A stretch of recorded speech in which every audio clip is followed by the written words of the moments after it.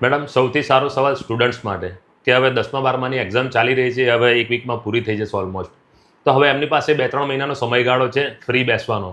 તો એ ફ્રી સમયગાળામાં એ પોતાની કારકિર્દી આગળ વધારી શકે તો એવા કયા કોમ્પ્યુટર કોર્સ એમને કરવા જોઈએ અને એ બાબતે રુચિ વિઝન આપણું એમને કઈ રીતે સપોર્ટ કરી શકે?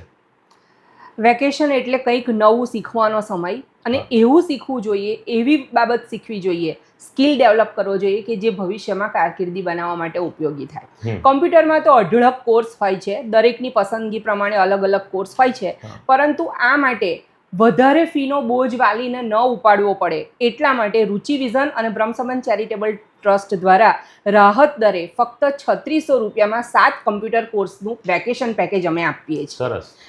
આ પેકેજની અંદર 7 અલગ અલગ કોર્સ સર્ટિફિકેટ સાથે શીખવવામાં આવે છે અને 7 કોર્સ અંતર્ગત ટોટલ 25 જેટલી એપ્લિકેશન શીખવવામાં આવે છે.